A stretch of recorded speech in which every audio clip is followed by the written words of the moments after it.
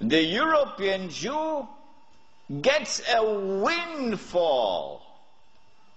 A massive amount of wealth now comes his way. How? The hadith was that the earth would yield up its treasures to Dajjal. A child was playing, a black child, was playing in a village in South Africa.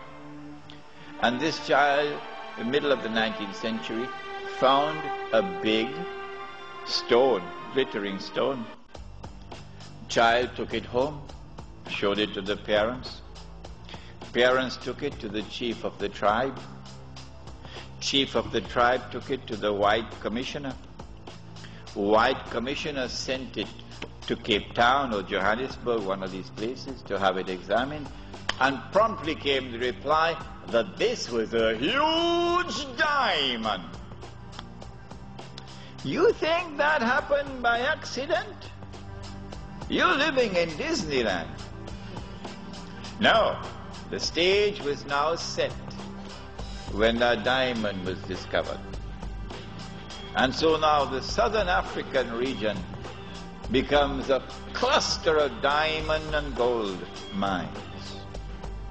One mine in particular becomes the most famous one of all. 3 months ago, I stood myself at that mine.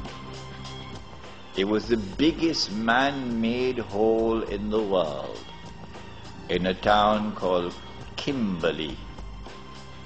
You heard about Kimberley diamonds. Yeah. When the diamonds were discovered at Kimberley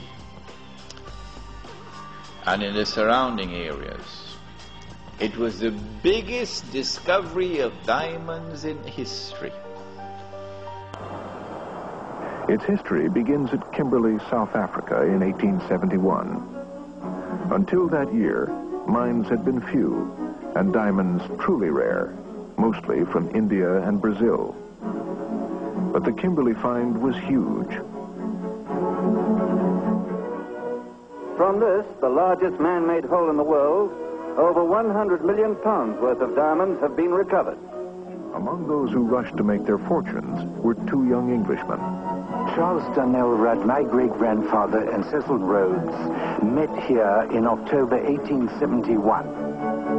They were early in the rush here, and they would have found a anthill, a mining camp, and as Rhodes described it, as Stilton cheese, as the claim holders dug down into this enormous diamondiferous kimberlite pipe.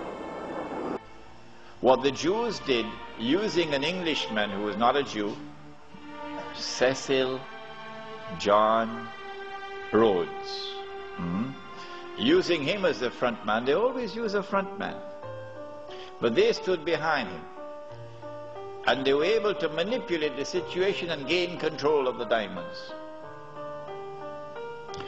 The De Beers Consolidated Diamond Company emerged and taking control of the diamonds. And the Rothschild family in Europe finances now the mining operations. And the bulk of the wealth which now emerges out of South Africa land up in the hands of the Jews.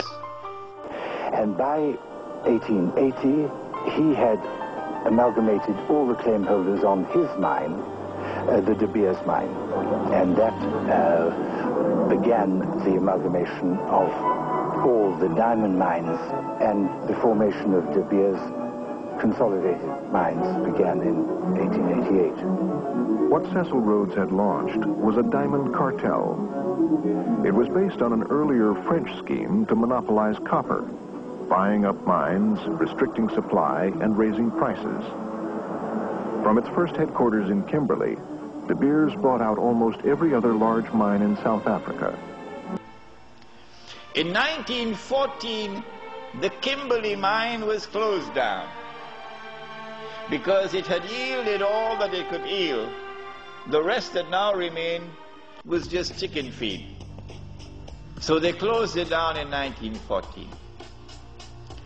When I went to that diamond mine in Kimberley, there were wheelbarrows filled with plastic cubes to show you, give you an estimate of how many diamonds came out of this diamond mine. There were 5 huge barrows filled, brim, heaping with these plastic cubes.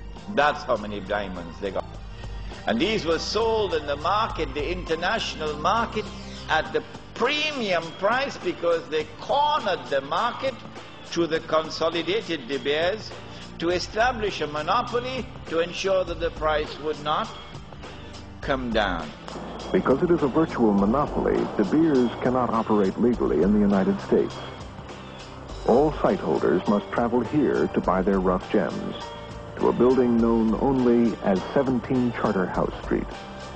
What makes this cartel different is it's controlled by a single company, a single commercial organization, and that's De Beers. And De Beers itself is controlled by another South African company, Anglo-American. Interestingly, Anglo-American is controlled by De Beers. And that interlocking ownership is what allows one small family company, E. Oppenheimers and Sons, who own just a small shareholding in Anglo-American, to control the whole edifice.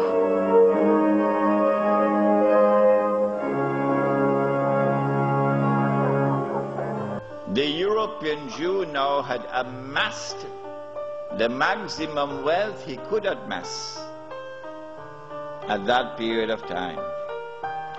This is just about 17 years after the Zionist movement was established. Within these 17 years, Dajjal had struck and had delivered to the European Jew this massive windfall of wealth.